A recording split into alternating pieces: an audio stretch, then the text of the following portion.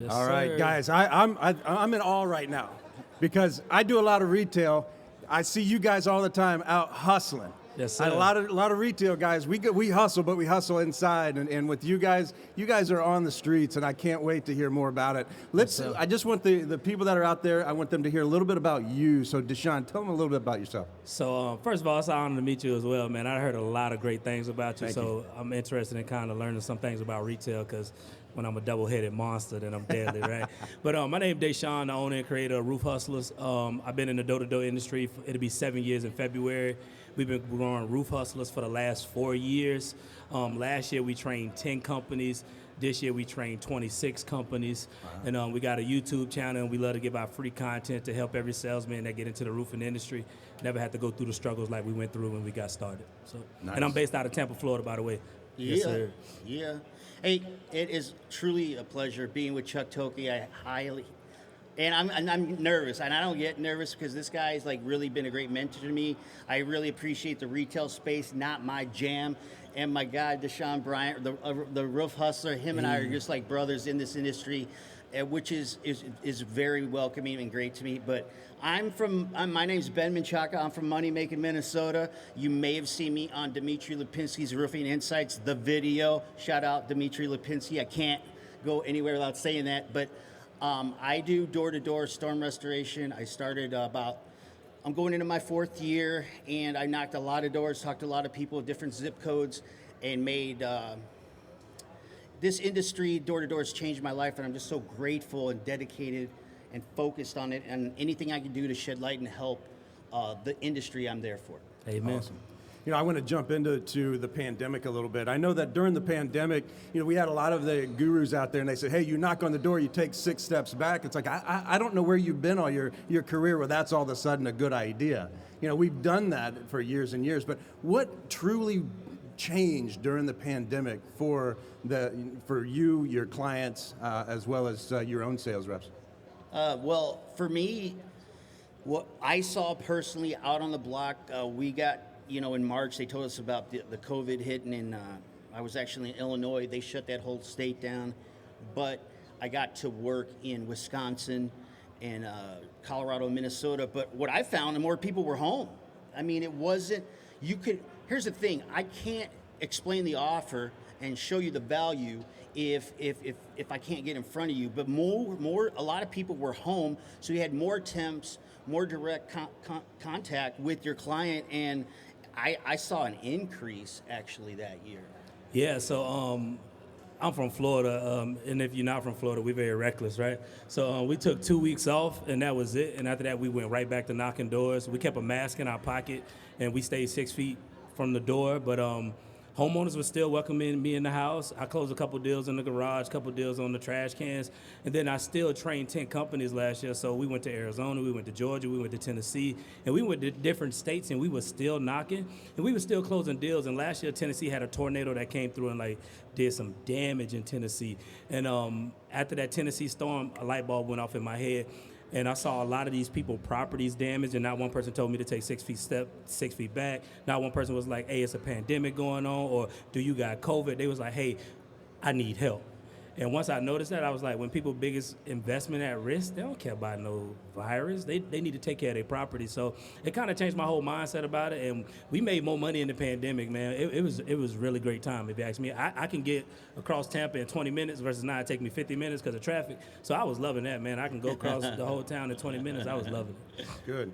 And you guys know me, I'm very different. The way that I pitch is different, the way that I teach is different. So what about you is different from anybody else that maybe it's your mentor that you took his information or her information and did something different. But what is it about you that is different? Why should people say, hey, I want Ben or I want Dashaun to come and teach my people how to do this? Oh, man. What I say that's different versus me versus everybody else is we teach mentality, we teach mindset, we teach perspective, right? So we're going to come through and we're going to give your team a whole new heartbeat. We're going to give your team a whole new perspective, and we're going to teach your team to love who they are authentically and not go door to door and try to be who you think that person wants you to be at the door. But I teach people to be themselves because, I come from the hood. You know what I mean? Like, I polished up my grammar. I did all of those things. But when I go knock a door, any company that I train can tell you, like, man, you the same dude on YouTube. Like, man, we thought you was gonna be a little bit different in person. And then when I go in the doors and knock doors, I'm even more authentic on the doors to where, you know, ladies come to the door. I'm like, hey, what's up, lovely lady? How you doing? Like, I don't call them ma'am. Dudes, I call them boss man. How you? And I'm just very authentic. And we teach sales guys how to be themselves and make more money. So we don't try to turn introverts into extroverts. We try to tell extroverts to be the best introvert that you can be instead of trying to be like me. No, just be like you, but be the best version of you. So I like that. Yeah, you know, Chuck, I'm just raw and real. I leave it all out in the field, and I'm all about like activity, massive activity. But the mindset is like what Dashaun said. If we can't get the mind right, we can't get the correct actions to follow, which will yield the right results. So I'm about massive activity, being yourself. I'm raw and real. I'm going to have a great conversation with the client. I'm going to tell them straight up, hey, like, I'm not here to sell you or anything. I'm just here to see what's available, see if you qualify. I'm not here to push anything on you. I believe so much in what we do and the value that we provide. Literally, we increase the value of the home for the price of the deductible, not a hard sell on paper.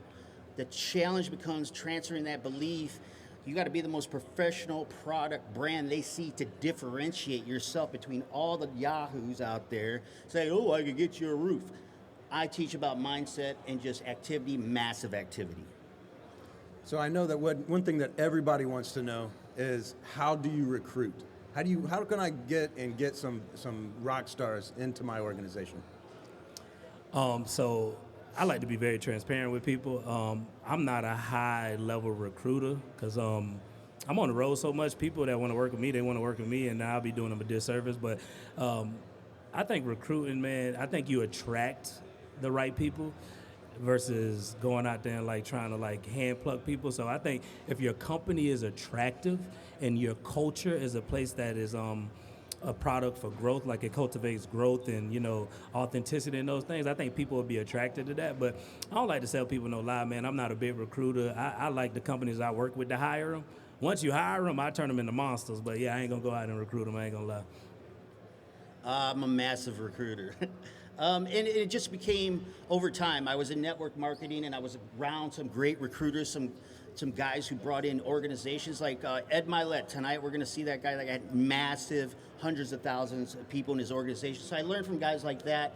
But then I keep going back to the video. When Dmitry Lipinski did that video, it had such a massive connection with people. People come to me. They want to work with Ben Menchaca. They want to see if it's for real. They want to see the guy in action. But I recruit through attraction marketing. Become the person you want to attract. Attract, don't chase. Amen. And like if people that. come to you for money, they'll leave you for money. I like Yep. that. I like that. And so one of our last questions, how much time do we got? Okay. So when you go out and you're working with your clients, Yep. I always have a few things in my pocket. I like to call it insurance, things that always work. When you're teaching these people to go up to the door and something happens, what's that insurance? What's that one or two things that always works for you that you're teaching your clients? Well, outside of my 11 door-to-door roof commandments, because I'm big on principles, right? A lot of people hustle with feelings. We hustle with principles. Behind every principle is a promise. Behind your feelings is nothing. So outside of operating in my principles, I got a couple of icebreakers that work no matter where we go, and if I teach them, they work every time. And I think a lot of people go to the door and try to build common ground, and I say, you got to get permission to build common ground with people. People just don't let you into their world like that. So I got an icebreaker that I use, and y'all can have this, right, and go use it, and then DM me on Instagram or Facebook and be like, I used it, it worked. So I go knock on the door. I say, hey, how you doing today? And the homeowner say, I'm doing good. How you doing? And I say, you know what? Before I say anything, thank you for asking how I'm doing. Most people ask what I want. And I got my two boys right there that I trained in Georgia, and they can tell you, every time we kick out that icebreaker, they laugh or they drop their guard, and it allows us to step into that pitch like super easy. So that's my one icebreaker that works every time. Nice. I don't know. I'm just kind of like, I try to teach people. Here's the thing. I was just telling the fellas today. Do the activity. Don't get attached to the results, because in the activity, you're going to get the results as the law of averages. But I try to just connect with somebody, compliment them, pay them a compliment on their rhododendrons, their daisies, or I used to do landscaping, so I kind of know that kind of foliage and whatever. I compliment, and how many people really get compliments nowadays in the real world? I try to build people up, just to icebreaker, just to get that going. But the main thing, I'm just quick and to the point. Nobody cares what you're there for. Nobody cares about you. Like they care about what are you there for, and what's in it for me, right? And I'm just really direct and honest and doing that. Now, I think the question was like, what do you lean on for like fail safes or whatever? I just rely on my personality, but I just, like I said, I don't like to waste people's time, and I think they can pick that up, and they can see the genuineness of what I'm pitching. I'm not there to sell you. I'm just here to see if you qualify. No big deal. I'm here now. Let's do this. All right. Now, I'm going to keep talking to him, but if you have some questions, please come over to John Dye. I know that, you have the opportunity. You have Dashaun. You've got Ben over here. Please come up and ask him. And I charge a whatever lot, questions so you have. I'm just letting y'all know. What's that? I say, and I charge a lot, so if you get this free access, you know what I mean? Yeah, ask questions, no questions. Only bad question is one you don't ask, right? That's right. And we are super expensive, so get up here and ask these free questions. So how do you motivate? I know that when you're bringing people in, I've worked with door-to-door before, and a lot of times you'll hire 20 people in. You might get to keep 4 of them sometimes, right? But how do you keep these people motivated? Oh, man, that's a really good one, right? Because it's really hard to get people motivated. So what I like to do is, first comes the action, first comes the motivation, right? So we like to get people out there, and we like to get them experience success, right? And the more they win, the more they want to do it. Like when I was training with Infinity Roofing in Georgia, we went out there, we hit the door, first door, we got it, boom. My boy's like, dang, it's that easy? So he wanted to go hit the next door. And then the other one saw I was getting a roof, then he wanted to go hit the next door. So they got motivated from the action, because you can throw money at people, you can throw all these things. I got a big why. So my kids keep me motivated. Like, people's like, how you get up and go knock doors every day? I'm like, I got 2 babies that need to eat, bro. I don't got no option. But for the young guys, the action comes first and then that motivation. So when they start winning, you get addicted to winning, and they just want to keep going. So I think that's the best way to motivate people. Get them some success, let them taste it, and once they taste it, they're going to want more of it. Right on. Right on. Yeah, I agree with that. Well, you understand the speed of the leader is speed of the pack, okay? So I go out there, I lead by example. Let me get them on that roof real quick. Let me get them on that call in that insurance claim. Let me get them a signed contingency. Let me show them how it's done. Like you said, that first belief, you got to get people that first belief check, right? Once they see that it's possible, then there comes that high of excitement when you do it, and then you're able to go to the next one, build on the next one. But I try to go out there and lead from the front. And some people may not agree with this, but I actually throw a couple deals to my guys. Like, I can do it at will, praise Jesus, but like, I want them to have success, because you only have so much time with these people before they fall off. And you want them to get that first belief check, that first win, and that's what I do. Speed of the leader, speed of the pack. Now, the other side on this, as an owner or as a manager, how do I pay these people? What's something that, because I know most of what you guys train are people that would go knock the door and do the inspection. So for that type of sales rep, or even somebody that just canvasses, what type of pay plan is something that motivates them, something that really makes them feel like they're part of the team? Well, I think canvassers and sales reps, like, they 2 different animals, right? So when a canvasser, I want to pay a canvasser immediately. So when I had my canvassing team, we used to pay them $15 an hour, and then we used to pay them $25 per inspection over quota. So I expected my canvassers to get 1 inspection every 2 hours. 1 inspection every 2 hours. I know that's not like crazy, right? But that's just what we expect from them. So if they get 1 in that 2 hours, everything above that, we paid them $25 per inspection. Then they got $15 an hour. So that's how we paid our canvassers. And sales reps, there's a couple ways that you can do it. I worked with a company up in Connecticut. They call Artisan Roofing. I think they got one of the best comp plans I've ever seen. And they pay their sales guys an extra 5% for every deal that they generate on their own. So if they get 10% from the company, if they generated that lead, they get 15%. That's good. And I love that, because the issue most companies got is they're like, my guys don't generate business. And it's like, well, they get a company lead, they get 10%. They generate their own lead, they get 10%. Why would I go generate my own business? Yeah. I get the same pay. So I think if you incentivize your guys to generate their own business, I think they'll be more inclined to go out there and get their own business. But that's what I like. I think you should incentivize, because that's marketing money that you didn't have to pay. So you pay them that 5%. So I think that's the best way to pay sales reps, my personal opinion. Great point. I came in this industry where we got $100 per contingency. Didn't matter if the guy called it in the claim. The salesman had to close it. If I got you on the roof, I got $100 at the end of the week. How many times can Ben Menchaca do this if there's $100 involved? And I was looking at it like it took me like a whole 40 hours a week to make $800, $1,000. I could make that in a couple of hours with this comp plan. So I don't know. They're worth I think the canvassing part is like the hardest part of the job in the storm restoration space, because, the value exceeds the price, right, already, but you got the guys going out there. So I think you should pay them per contingency, because it just gets that belief check. We go back. You got to get people paid. Success like speed, right? So any way that I can gain speed, and people are pretty motivated by money. So if you give them some money and they get a little taste, then they're going to want more and more and more. And then that's how I came in, and that's why you're seeing me here today, because that's what attracted me first. I needed money like yesterday. My bills need to get paid yesterday. And you can do like a rolling success plan for new guys to where you pay them like $200 their first 20 claims. That should give them enough time to have some jobs come through. And then that way they making money immediately, and by the time their jobs start rolling through, you can take them off that, and then it's all full commission. That's crazy. I like that. And, so Chuck, we got a couple of questions too. Okay, yes. Nick's here. He's got a question here about how do you motivate your team or yourself when you get into a sales slump? That's a great one, right? Because I don't think slumps real. Right? My personal opinion, right? I don't believe slumps are real. I think life made you forget why you was doing what you was doing.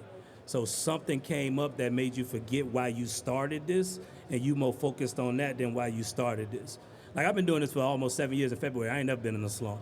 And I know that might sound like a cocky attitude, but I've been performing at a high level as long as I've been in the industry. And it's because I got 2 little babies that I look at every day. And that's why I do this, so I never get in a slump, right? And don't get me wrong, it's times where the market might not be in your favor, but I think a slump is a self-imposed thing. It's more of a mental block than an actual physical thing, because, if you're not to ride a bike, you're not to ride a bike. You don't ever get on a bike and be like, oh, how you pedal? You know what I mean? So I think people get in a slump due to they forget why they started doing what they was doing. And once you always keep that why in front of you, it's hard to run out of gas. Absolutely. You have to show. It's hard to express gratitude when, it's easy to express gratitude when things are going wrong or bad, but then when they're going right, but I just believe that you gotta remember where you came from and why you got started, but also you have to have a bigger dream or a bigger goal than you're used to, because those are the things, like, let's say you want a Ferrari. You can't afford the Ferrari. Well, go to the Ferrari dealership, sit in there, get the feel, smell, just dream bigger. Whatever motivates you. It might not be cars, it might not be money, but I think you have to have huge, hairy goals, and you have to express gratitude where you came from. Whenever I start feeling that way, I think of the sheet metal shop when I was sweating balls, playing politics, too much money at the end of my money, and I think back to that time. I can't go back, so I must go forward. Understand? So I think it's remembering where you came from and having really big goals. Amen. I like it. We got one from TikTok too that came in. Someone wants to know if there's other stuff you guys do besides door to door. Oh, outside of door to door? Well, outside of coaching and training, I don't really do nothing else besides. You sell just 100% door to door? All I sell is 100%. Oh, well, we do referrals and stuff, but I love to hunt. Like, I just love stepping into a neighborhood where they don't know me and just walking out with like 3 or 4 deals.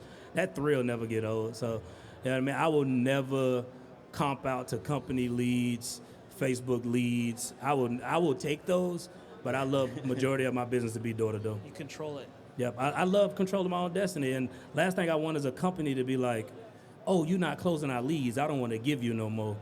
or I don't like a company being on my back about my pipeline when I generated that. Like I take care of my own pipeline. You feel me? Now, if you spend money on it, yeah, you can hold me accountable. So yeah, I do majority door to door, man. I think that's the best way to go about it. Yeah, I do door to door. I have a clothing line, D2D sales drip, for all your door to door needs. I do sales training, recruiting. There's a lot of opportunities opening up, but I really love door to door. If you would leave me in a cul-de-sac for a whole day, that would be my like yoga, like because it's just me against the odds, and whatever happens happens. It's exciting. It's exciting when you take people from a hard no to a yes. It's a high, I believe. Amen. And there's nothing more pure than that. So I love door to door, obviously, but yeah, I do a couple other things. You just mentioned something, and I want to point on this. You said taking somebody from a hard no to a yes. How do you do that? Putting you How on you the do spot that? now. You have to be. You have How to. you do that? have to.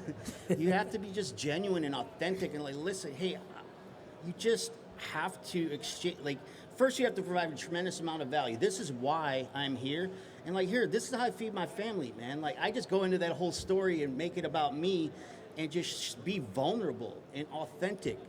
If you're look at the video I did, man. People like that video because I'm authentic and honest, and most people are putting on fronts. They're putting on a facade. I just leave it all out there. I may not say the right things all the time, but they're going to impact you. Something I'm going to say is going to impact you. I'm just raw and real, and I think that transfers. And it's like I at least get the door open, and then I add the other professional stuff about adding value. I like that. What are some of the speed bumps you guys run into when training sales reps? Oh, the biggest speed bump that you run into when training sales reps is their belief, right? So you step into a new roofing company, right? They know me from YouTube. They follow me on Instagram, right? But they're like, okay, you here. So what? Right? So you got to step into a company and get them to buy into your leadership, your mindset, your ideology, your belief system, all in 24 hours. Because I go out there and train from Thursday to Sunday, right? And Sunday just like a really recap day. So it's Thursday through Saturday that we doing the real work. But on Thursday, I got to get them to buy into my mindset and everything that I believe. So when we do go knock doors, there's no hesitation. So that's the biggest roadblock, is getting people to buy into you.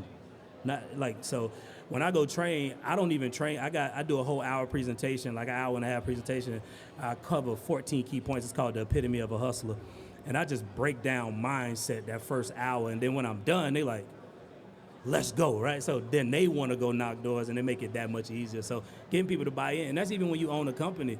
If people don't buy into your vision, your mindset, your ideology, and they think the way that they do is better than the way that you do it, it's going to be heavy conflict. That's right. What about you? What are your speed bumps? So the speed bumps is just dealing with different personalities. It's like herding cats, right? But you have to set the intention on the front end, like you said, get that buy-in. I was with a guy like in Iowa, and he just came in, and we're over there handling like color selects, different business things. And he's like, I want to knock, and I'm like, all right, dude, chill. Like, there's time for that. And then he got me so pissed off. I'm like, pull the car over. I went out, knocked 15 doors, signed a deal. He's like, oh my God, how'd you do that? I go, can you do that? And then hook up, then, right? Like, I just try to like lead by example. But some of the speed bumps are just dealing with people who don't have your best intentions. Like Becca Switzer said something awesome to me. She's like, Ben, when you get a lot of attention, whatever, you attract the moths, or the butterflies and the moths. So that's the speed bumps that I'm encountering. Is like, I get some moths caught in there, and how can I figure out who the moth is and who's the butterfly, right? I like it. And then you run into the I knows too. You know, I know that. No, I know that. But do you do it? Like, it don't matter what That's you know, true, it's about that's what you true. do. So the I knows is a big speed bump too. And I'm glad you brought that up. That is huge. When you're training your sales reps and all they want to do is talk about, oh, I know that. I did that. That's what I do. Get out. You feel me? Like, You know. well, go do it. Yeah. You know. So for everybody that's watching, that's here, that want to bring you out to their company, what can they expect? What's the process? So when they bring Dashaun Bryant out to Yes, sir. their business, and they have 15 guys, and like, I don't know what to do with these guys. What's your process, man? So like I said, we're going to come out Thursday. We do an hour and a half of just mindset training. So Like I said, I cover the epitome of a hustler. Also, I bring everybody my Roof Hustlers Welcome Kit. Come with my $1 Million script, my Getting the Dough script, my objection manual, the book that I wrote, come with flashcards.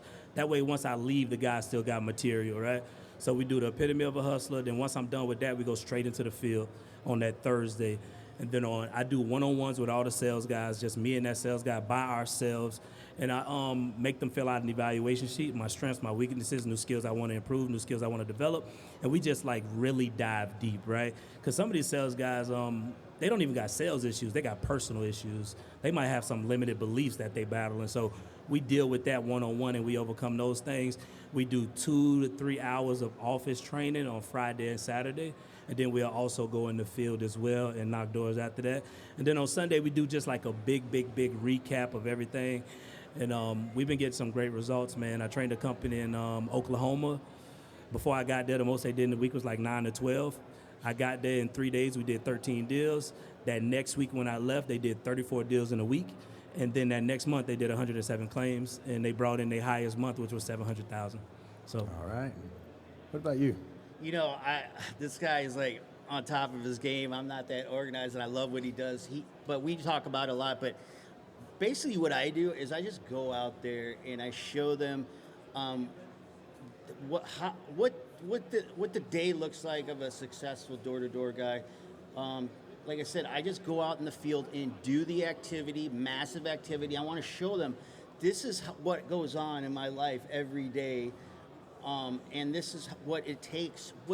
If I show you what success looks like, then it becomes palpable to you. It's like you got a feeling. Awareness. Awareness is the key to change.